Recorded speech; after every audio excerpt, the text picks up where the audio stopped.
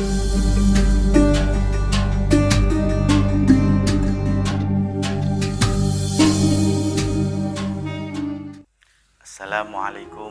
warahmatullahi wabarakatuh. Bismillah walhamdulillah wassalatu wassalamu ala rasulillah la hawla wa la quwata illa billah amma ba'da. Pemirsa dimanapun Anda berada, sebuah hadis yang agung yang diriwayatkan langsung oleh baginda Nabi Muhammad SAW dari Rabb-Nya, bahwa Allah Subhanahu wa ta'ala berfirman, kullu amal ibni adam lahu illa sawma fa innahu li wa ana ajzi bihi. Yang artinya setiap amalan manusia adalah untuknya kecuali berpuasa, karena puasa hanya untukku, kata Allah Subhanahu wa ta'ala, dan aku yang akan membalasnya.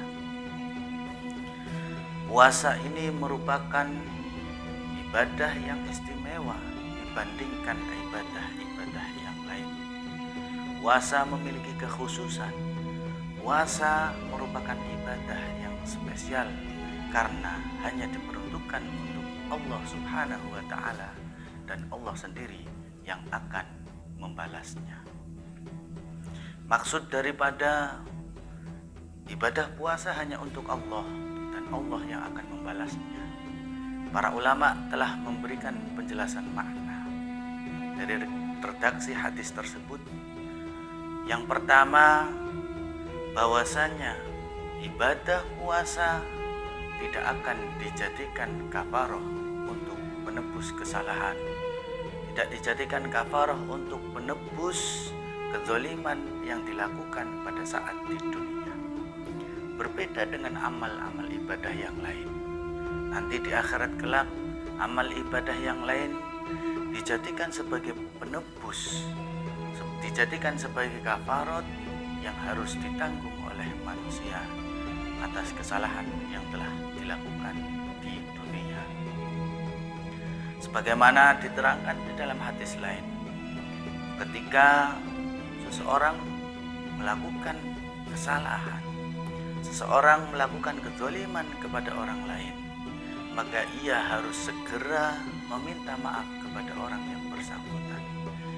Jika tidak meminta maaf selama di dunia sampai terbawa di akhirat, maka dia akan tetap dimintai pertanggungjawaban oleh Allah Subhanahu wa ta'ala atas kesalahan atau kezaliman yang pernah dilakukan kepada orang lain tersebut. Lantas pertanggungjawaban apa yang diminta oleh Allah Subhanahu wa ta'ala untuk menebus kesalahan pada saat di dunia yang bersangkutan dengan sesama manusia? Allah Subhanahu wa ta'ala akan mengambil pahala amalan kebaikannya untuk menebus kesalahan yang dilakukan semasa di dunia yang bersangkutan dengan sesama manusia.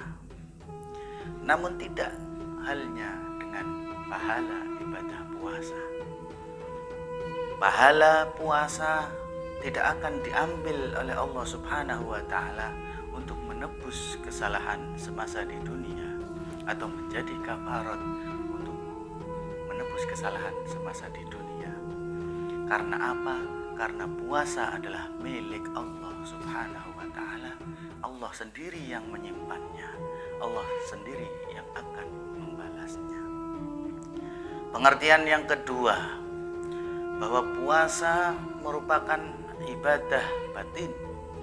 Puasa merupakan ibadah yang tidak diketahui oleh orang lain.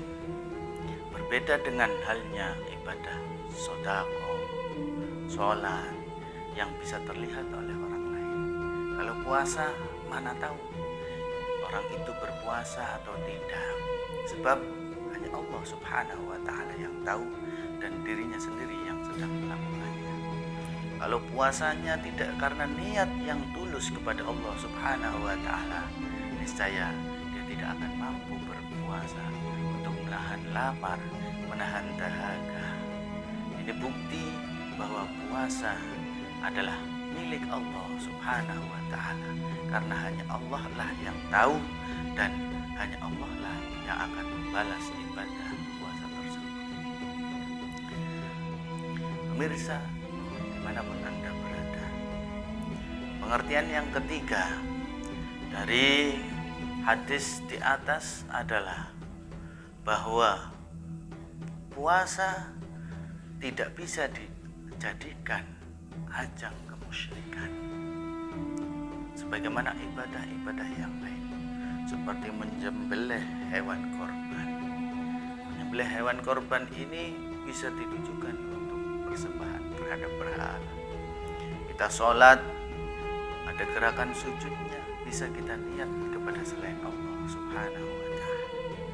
Tapi ketika puasa, tidak bisa kita niatkan kepada selain Allah Subhanahu wa Ta'ala. Kalau kita tidak benar-benar niat dengan ikhlas menjalankan puasa, maka tidak mungkin kita akan mampu untuk melakukannya, karena puasa itu berat, menahan lapar dan menahan dahaga. Sedangkan kita punya kesempatan untuk bisa makan sembunyi-sembunyi, minum sembunyi-sembunyi tanpa bisa diketahui orang lain, karena puasa tidak ada yang tahu. Hanya niat yang ikhlas karena Allah Subhanahu wa Ta'ala, orang dapat melakukan ibadah puasa. Semoga amalan ibadah puasa kita diterima oleh Allah Subhanahu wa Ta'ala, dan mudah-mudahan kita menjadi golongan hambanya yang senantiasa bertakwa kepada Allah Subhanahu wa Ta'ala. Amin ya rabbal alamin. Wallahul muwaffiq ila aqwamit thoriq. Wassalamualaikum warahmatullahi wabarakatuh.